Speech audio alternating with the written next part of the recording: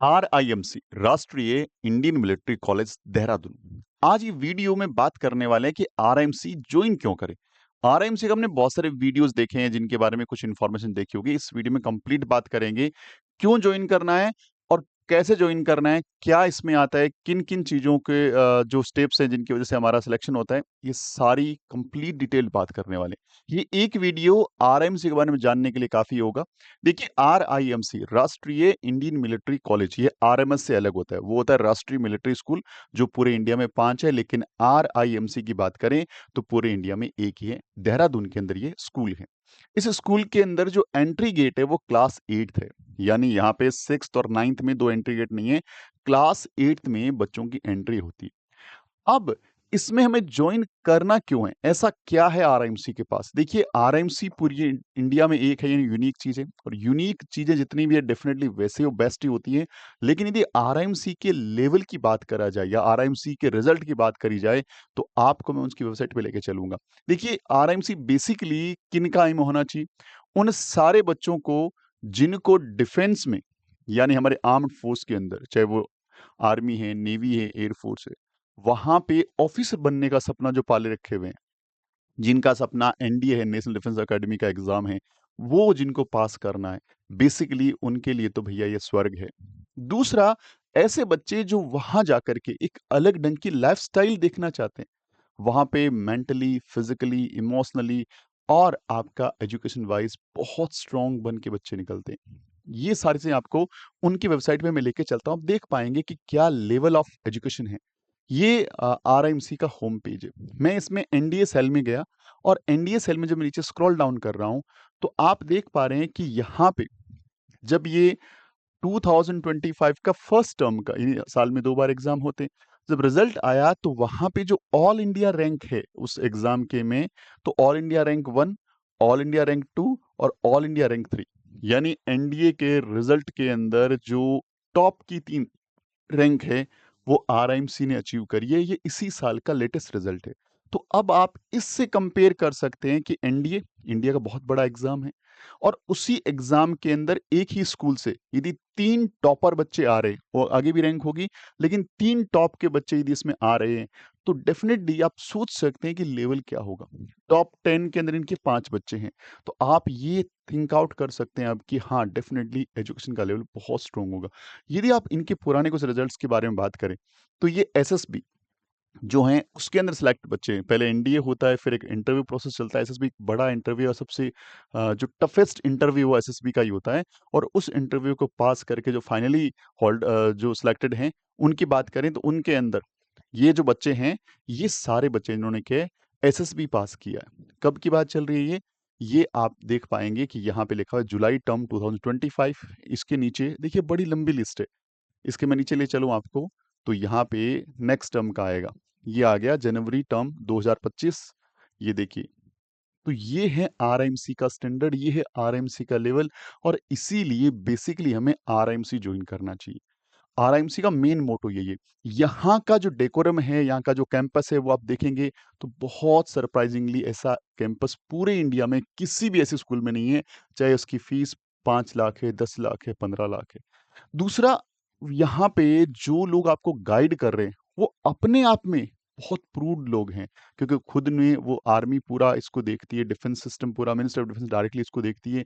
तो वहाँ पे चाहे वो प्रिंसिपल है, ट्यूटर हैं, कोचेज़ हैं, वो सारे के सारे वेल क्वालिफाइड, और कहीं न कहीं उन्होंने लाइफ में बहुत बड़े अचीवमेंट किए हैं, वो आपको टीच कर रहे हैं। तो बच्चा जिस डेकोरम में रहेगा, उसी डेकोरम को अपनी लाइफ़स्टाइल बना लेगा, तो वहाँ से जो बच्चे निकलेंगे डेफिनिटली वो इंडिया के टॉप मोस्ट बच्चे होंगे। फैसिलिटीज़ की बात करें यहाँ पे, तो यहाँ पे देखिए, कैंपस के फैसिलिटीज़ के अंदर लाइब्रेरी है, कंप्यूटर लैब्स देखिए, साइबर कैफ़े देखिए इसके अंदर स्विमिंग पूल जनरली स्कूल्स में बहुत कम कैंपस में रहता है। स्क्वैड कोर्ट हो गया, हॉर्स राइडिंग हो गई, है ना? तो ये बहुत सारी, और एकेडमिक मैथ्स हो गया, मेडिकल फैसिलिटी है, स्पोर्ट है, हर चीज़ यहाँ पे अवेलेबल है, और हाई क्लास की चीज़ अवेलेबल है।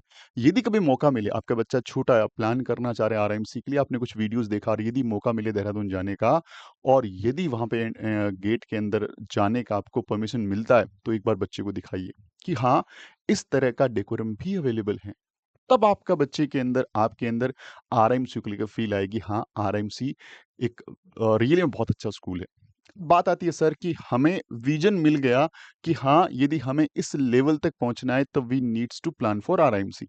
अब सर कौन से ऐसे बच्चे हैं जो आरआईएमसी में जा सकते हैं, क्या-क्या एलिजिबिलिटी है, कंप्लीट बात करने वाले हैं। वो भी इन्हीं के नोटिफिकेशन से बात करेंगे ताकि हर चीज़ आपको एकदम क्रिस्टल क्लियर रहे, आपको पता रहे आरआईएमसी के बारे में। ये वीडियो देखने के बाद आपको कोई भी डाउट ना रहे आरआईएमसी को लेकर के। मैं हर एक चीज़ को वन बाय वन क्लियर करने वाला हूँ। हर चीज़ आपको क्लियर हो जाएगी यहाँ से। देखिए, जो आरआईएमसी है, ये 1922 के अंदर बना था और तब से ये चले आ रहा है। यहाँ पे जो हैं लड़के और लड़कियाँ दोनों जा सकती है। क्लास 8 क्लास में इसके यहाँ पे एडमिशन होता है और साल में 2 टर्म होता है। एक तो जून में होता है एग्ज़ाम, दूसरा दिसंबर में होता है।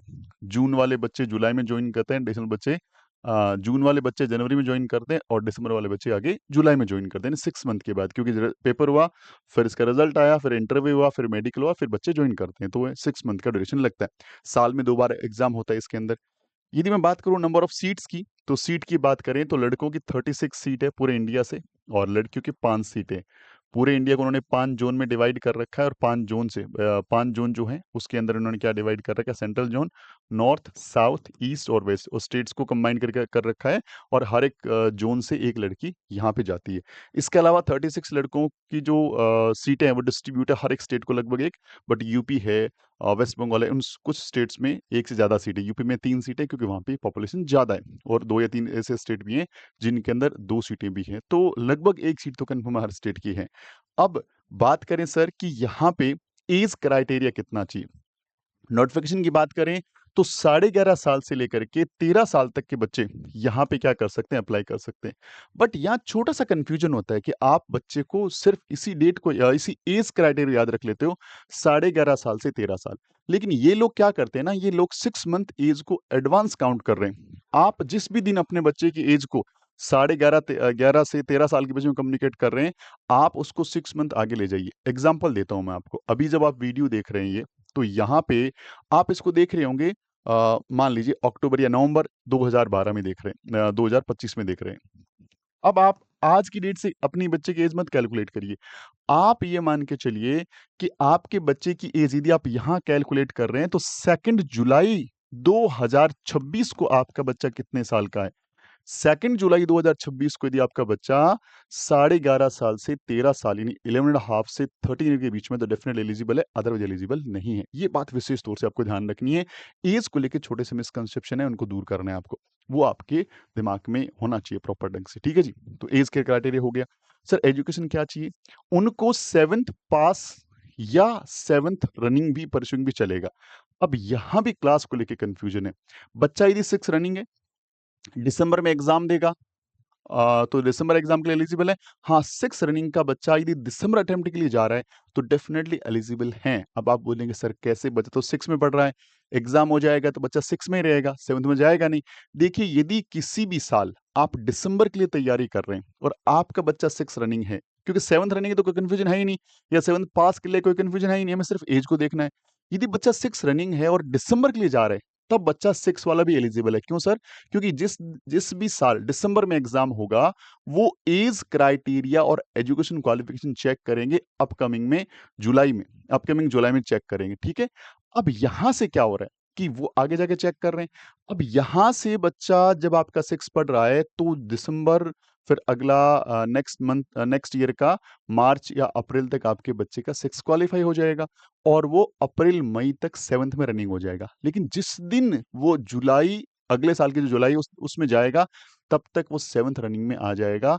यानी आपको समझ में आ गया होगा कि 6 रनिंग का बच्चा दिसंबर अटेम्प्ट के लिए हर बार एलिजिबल होता है। हाँ, यदि वो जून के लिए जा रहा है तो एलिजिबल नहीं है, क्योंकि उस टाइम एडमिट कार्ड नहीं आएगा, क्योंकि हमारी एजुकेशन क्वालिफिकेशन छोटी रहेगी। ये बात ध्यान रखिएगा। तो दिसंबर के लिए 6 रनिंग बच्चा भी एलिजिबल रहता है और 7th पास बच्चा तो 100% एलिजिबल है। अब सर एग्ज़ाम कैसे होता है? सर एग्ज़ाम इसमें रिटन होता है। पूरा लिखने वाला एग्ज़ाम होता है। पहला रिटन एग्जाम होता है, कितने नंबर का होता है सर? 400 नंबर का एग्जाम होता है सर। इसमें सर 3 सब्जेक्ट रहता है, मैथ्स रहता है जो 200 मार्क्स का रहता है, इंग्लिश रहता है जो 125 मार्क्स का रहता है और जीके रहता है जो 75 मार्क्स का रहता है। ये पूरे प्योर रिटन वाले रहते हैं। इसके अंदर आपके एमसीक्यू बेस्ड क्वेश्चन रहते हैं जिनको आपको आंसर्स लिखने होते हैं। तो ये लगभग तो सारे रिटन ही है, लेकिन आपको इसमें जीके में ऑप्शंस मिलेंगे, बाकी सब में ऑप्शन नहीं मिलेंगे, क्योंकि मैथ्स में और इंग्लिश में आप ऐसा मान के चलिए जैसा आपका स्कूल एग्जाम होता है उसी ढंग से क्वेश्चन आएंगे, विदाउट एमसीक्यू लॉन्ग वाले क्वेश्चंस आते हैं।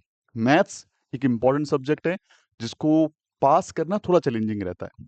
यदि आपका इंग्लिश अच्छा है, जीके अच्छा है, तो इजीली पास कर पाओगे। बट मैथ्स में क्या रहता है कि मैथ्स में दो बड़े चैलेंज रहते हैं। एक तो सिलेबस का लेवल बहुत हाई है, सेकंड थिंग क्या होता है कि आपको 90 मिनट्स में 30 क्वेश्चन बनाना है, जो छोटे बच्चे के लिए, 7th रनिंग 6th रनिंग बच्चे के लिए चैलेंज होता है, क्योंकि वो उस तरह का लेबर कभी भी क्लासरूम में स्कूल के लिए नहीं कर रहा होता है। स्कूल के अंदर उसको 3 घंटे मिल रहे हैं, तब जाके वो 25-30 क्वेश्चन बनाता है। उसके अंदर बहुत सारे एमसीक्यूज आते हैं, कुछ फिलअप्स आते हैं, कुछ मैचअप्स आते हैं, कुछ वन लाइनर आते हैं, कुछ टू लाइनर आते हैं, ऐसा करके क्वेश्चन पेपर आता है। तो स्कूल का पैटर्न उसको इसके लिए तैयार नहीं करता। उसके लिए प्रैक्टिस चाहिए होती है, 6 महीने साल भर की तैयारी, जिससे बच्चा अटेम्प्ट कर पाए। और इंग्लिश के लिए नो डाउट थोड़ा पेपर इतना लेंदी नहीं होता, थोड़ा टाइम भी अच्छा मिलता है, तो इंग्लिश अटेंड कर लेता है लगभग थोड़ी सी तैयारी में। बट मैथ्स के लिए बहुत अच्छे ढंग से प्रिपरेशन की रिक्वायरमेंट रहती है। सर, ये पेपर इतना होने के बाद अगला स्टेप रहता है इनका इंटरव्यू। तो सर, इंटरव्यू में क्या सारे बच्चे या कौन से बच्चे जाएंगे?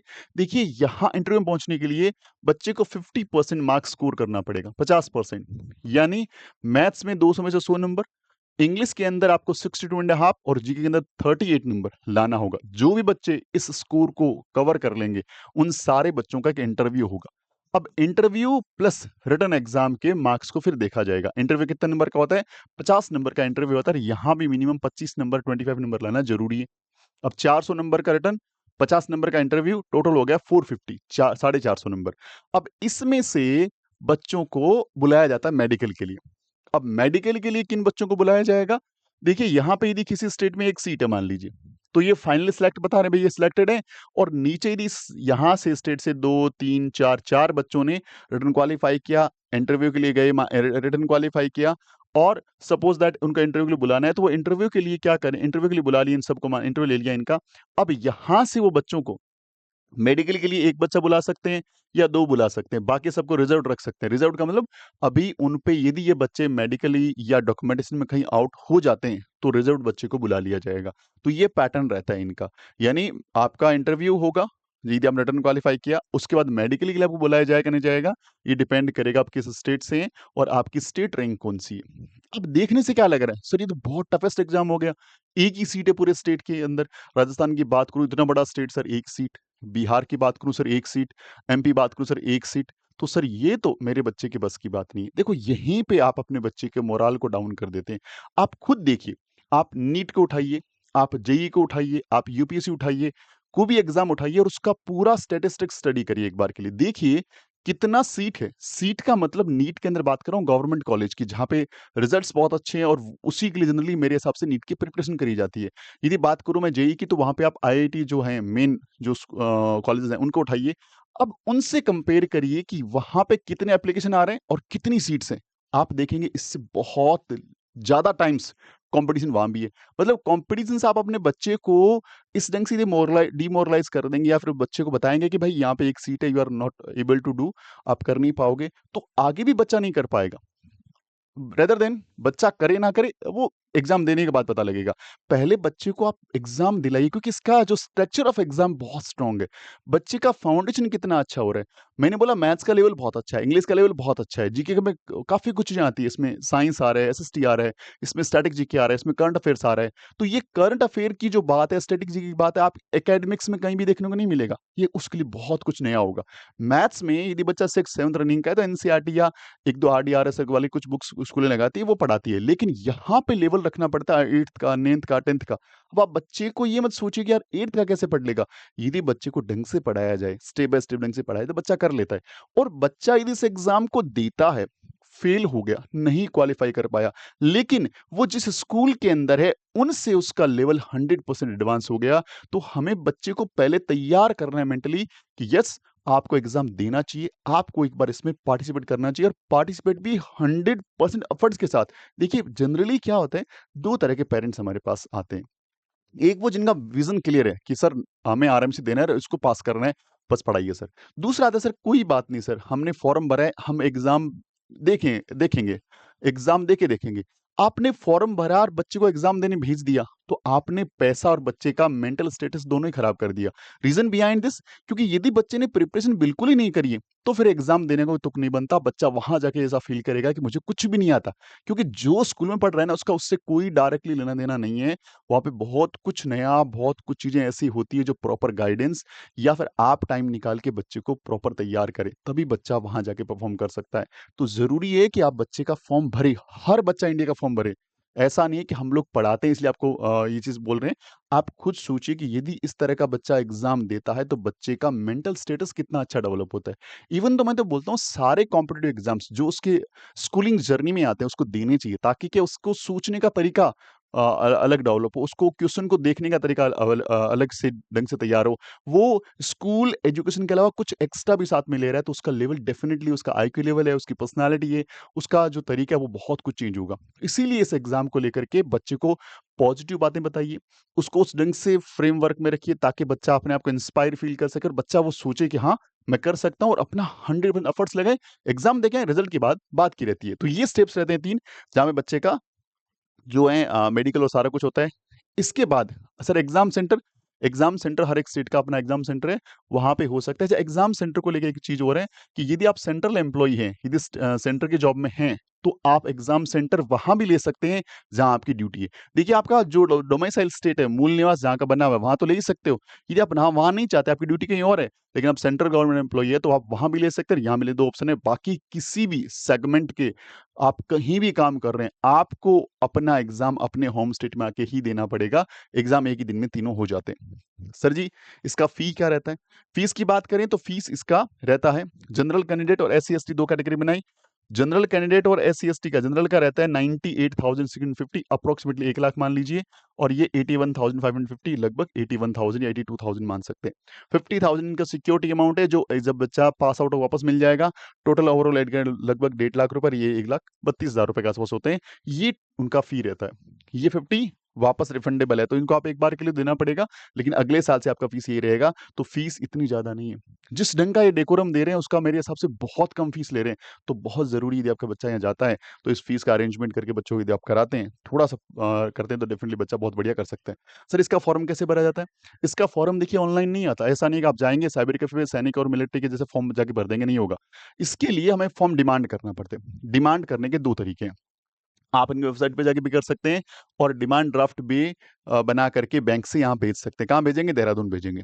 तीसरा एक तरीका और भी है कि आप यदि देहरादून के हैं या देहरादून के आसपास के हैं, खुद आप आरएमसी विजिट करें, बच्चे का आधार कार्ड ले जाएं, फीस ले जाएं और वहां से फॉर्म ले लें। फीस कितनी है? 600 रुपीज, 600 रुपये फीस रहती है इसकी। ये फॉर्म आप मंगा लें। अच्छा, आप यहाँ से जब अप्लाई करते हैं ऑनलाइन फॉर्म मंगवाने के लिए, तो ये फॉर्म को आने में 15 दिन से लेकर के 1 महीना तक का कई बार लग जाता है। तो फॉर्म मंगवाने में बिल्कुल ही देरी ना करें। जैसी वीडियो देख रहे हैं, फॉर्म मंगा के रख लें। तो सर, अभी मंगा के रख लेंगे तो हमारा बच्चा तो 6 महीने साल बाद पेपर देगा। देखिए, फॉर्म जब जब से मैं 2-3 साल 4 साल से देख रहा हूँ, जो फॉर्म इनके देख रहा हूँ, तो फॉर्म में बिल्कुल भी चेंज नहीं है। यदि आप फॉर्म मंगवा के रख भी लोगे तो ये फॉर्म आपके 6 महीने बाद, साल बाद काम आ जाएगा। क्योंकि आप जब एट ए टाइम फॉर्म मंगाते हैं तो फॉर्म कई बार आता ही नहीं, कई बार तो 2-2 महीने भी लग जाते हैं। तो जरूरी क्या है, फॉर्म को टाइमली मंगा ले। मंगाने के बाद बच्चे को बाय हैंड फॉर्म भरना है। बहुत सारी बातें ध्यान रखनी है। फॉर्म को कैसे भरना है, इसी वीडियो के डिस्क्रिप्शन में बहुत सारे वीडियोस में लिंक डाल दूंगा, जिसमें फॉर्म को कैसे मंगाना है अलग से वीडियो बना दिया, पूरा प्रोसेस का बनाया हुआ हमारा। दूसरा, फॉर्म कैसे भरना है, कौन कौन से डॉक्यूमेंट लगाना है, हर एक चीज का अलग से वीडियो, क्योंकि वरना ये वीडियो 1-1.5 घंटे का हो जाएगा। हम हर बात यहाँ पे नहीं कर पाएंगे। फॉर्म के बारे में अलग से वीडियोज है। साथ में इसके जो आप आई बटन देख रहे हैं, वहां भी कई सारे बटन में लगा दूंगा, जहां से आप ये वीडियोस ले पाएंगे। ये बात होगी जी। अगली बात है सर, डॉक्यूमेंट्स कौन से? ये डॉक्यूमेंट्स आप तैयार कर लीजिए, बहुत ज़्यादा डॉक्यूमेंटेशन है नहीं। बच्चे का बर्थ सर्टिफिकेट, डोमिसाइल, और एससी एसटी, यदि एससी एसटी हैं तो अदरवाइज की रिक्वायरमेंट नहीं रहता। दूसरा, सर्टिफिकेट ऑफ प्रिंसिपल, प्रिंसिपल जिस स्कूल में बच्चा पढ़ रहा है वहां से जाकर के एक सर्टिफिकेट बना के लाना है। बहुत ज्यादा बड़ा फॉर्मेट नहीं है, सिंपल सा उनका लेटर हेड लेना है, बच्चे का यहाँ एक फोटो लगाना है, और यहाँ पे इन्फॉर्मेशन लिखनी है। बच्चे का नाम लिखना है, बच्चे का क्लास, बच्चे का रोल नंबर, बच्चे का एडमिशन नंबर, और बच्चा प्रेजेंटली पढ़ रहा है, और यहाँ पे प्रिंसिपल का सिग्नेचर स्टैम्प, और इसके नीचे प्रिंसिपल का सिग्नेचर स्टैम्प। बस ये वाला फॉर्मेट तैयार हो गया। इसको प्रिंसिपल से स्टडिंग सर्टिफिकेट बोलते हैं। ये आप डेवलप करा के लाएं, और ये ओरिजिनल जाएगा, ध्यान रखना। ये सब फोटोकॉपी है, ये सब फोटोकॉपी, ठीक है। और आधार कार्ड का फोटोकॉपी, उसमें बच्चे का साइन। अच्छा, ये जो 2 डॉक्यूमेंट आप दे रहे हैं, ये जो 2 डॉक्यूमेंट दे रहे हैं, इसके ऊपर आपको क्या करना है, फर्स्ट ग्रेड ऑफिसर से अटेस्टेड करवाना है। ध्यान रखिएगा, ये ओरिजिनल जाएंगे, फोटोकॉपी जाएगी इनकी, और ये ओरिजिनल जाएगा। आपको एक आधार कार्ड का फ़ोटो लगा करके बच्चा खुद साइन करेगा, उसको भेजना है और 2 पासपोर्ट साइज़ फ़ोटोग्राफ जिसके बैक साइड में आपको साइन कर रहे हैं। वैसे डॉक्यूमेंट का अलग से वीडियो बनाएँ, उसको ज़रूर देखें ताकि आपका सारी चीज़ें क्लियर अच्छे ढंग से हो जाए। बस ये इतनी सारी बातें अपने को ध्यान रखनी है। लास्ट डेट कब रहती है? लास्ट डेट जब भी नोटिफ़िकेशन आता है तब रहती है। तो आई थिंक आरएमसी को लेकर के सारे आपके डाउट क्लियर है और आरएमसी के लिए फिर भी कोई क्वेरी रहती है तो डैशबोर्ड नंबर है, जैसे अपना वॉइस नोट डालना है क्योंकि देखिए कॉल्स उठा पाना हमारे लिए पॉसिबल नहीं रहता क्योंकि इतने सारे कॉल्स, इतने सारे एग्ज़ाम को हम हैंडल करते हैं ना कि हर कॉल का रिप्लाई टाइमली नहीं दे पाते। तो आप वॉइस नोट डाल के छोड़ दो, मैसेज टाइप करके छोड़ दो, हमारी टीम जैसे ही फ्री होती है, आपको रिप्लाई करने की कोशिश करेंगे, ऑथेंटिफाइड सही ढंग से रिप्लाई करेंगे। अच्छा, अगर अगर आपका सपना आरएमसी है और आप चाहते हैं कि हाँ, आपको प्रॉपर गाइडेंस मिले, तो डेफ़िनिटली हमारा गाइडेंस भी आपके लिए अवेलेबल है, आप उसको भी ले सकते हैं। उसको कैसे एनरोल करना है, किन-किन बातों का ध्यान रखना है, आइए बता दूँ मैं आपको।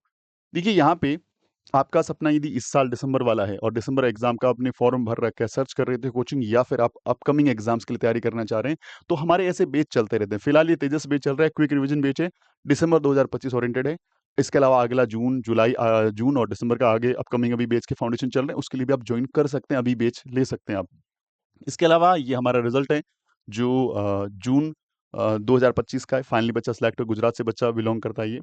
आरआईएमसी की टेस्ट सीरीज़ चाहिए, तो 45 पेपर की टेस्ट सीरीज़ अवेलेबल है, आप इसको अवेल कर सकते हैं। ये वाली बुक यदि आपका सपना आरआईएमसी है तो एक बार घर पे मँगा लो, अभी हैंड टू हैंड देखते मँगा लो क्योंकि बुक्स लिमिटेड हमारे पास अवेलेबल रहती है और हमें डिलीवर करने में थोड़ा टाइम भी लगता है। तो ज़रूरी है जैसे ही वीडियो देखते हैं तुरंत इसको अवेल कर लें क्योंकि इस बुक में पिछले 10 सालों के पेपर्स का सॉल्यूशन है। और इससे आपको पैटर्न पता लगता है कि आरएमसी किस ढंग के क्वेश्चन देती है और इसमें पूरा डिटेल्ड आंसर है सर। क्वेश्चन पेपर तो आरएमसी खुद भेजता है, लेकिन ये बुक में पिछले 10 सालों के पेपर का डिटेल्ड आंसर है। इसमें मैथ्स का पूरा डिस्क्रिप्शन है, इंग्लिश का पूरा डिस्क्रिप्शन है, आपको पता लगेगा कि क्वेश्चन को आंसर को फ्रेम कैसे करना होता है। एज़ ए पेरेंट्स भी इस बुक को पहले स्टडी कर सकते हैं, बच्चा छोटा है तो। और बच्चा यदि एलिजिबिलिटी के आस-पास है, 5th 6th रनिंग है, तो डेफिनिटली उसके लिए रामबाण का है, काम करने वाली इस बुक को ऑर्डर कर सकते हो। ऑर्डर कैसे करना है? डैशबोर्ड पर लिखना है ब्रह्मास्त्र, हमारी टीम बताएगी हाउ टू ऑर्डर इट। इसके अलावा आप सैनिक स्कूल की प्रिपरेशन कर रहे हैं, तो हमारे पास कोर्स अवेलेबल है। आरएमएस का कर रहे हैं, नवोदय कर रहे हैं या सबका साथ तैयारी हम लोग करा देंगे। इसके अलावा मैथ्स को लेके टेंशन में यूट्यूब पे भी कोर्स अवेलेबल है, ₹89 में मात्र आप कोर्स को सब्सक्राइब कर सकते हैं, रिकॉर्ड कोर्सेज़ में मिलने वाला है। इसके अलावा मैथ्स के स्पेशल लाइव बैच भी अवेलेबल है और रिकॉर्ड बैच अवेलेबल हमारे एप्लीकेशन के ऊपर मिल जाएँगे आपको। ये नंबर नोट डाउन कर लीजिए, फर्दर आपके ये बहुत काम आ सकता है नंबर ये। इसके साथ इस नाम से, इस लोगो से हमारा ऐप प्ले स्टोर से इंस्टॉल कर सकते हैं और इस क्यूआर कोड को स्कैन करके हमारा व्हाट्सएप चैनल जॉइन किया जा सकता है ताकि आपको लेटेस्ट अपडेट मिलती रहे। Thank you very much. यदि वीडियो अच्छा लगता है तो एक लाइक बटन दबा देना और शेयर कर देना और दोस्तों से ताकि और लोगों तक भी इन्फॉर्मेशन पहुंच जाए। चैनल में है जिनको सब्सक्राइब कर लीजिए। मिलते हैं अगले वीडियो में, तब तक अपना ख्याल रखिएगा। जय हिंद, जय भारत, वंदे मातरम।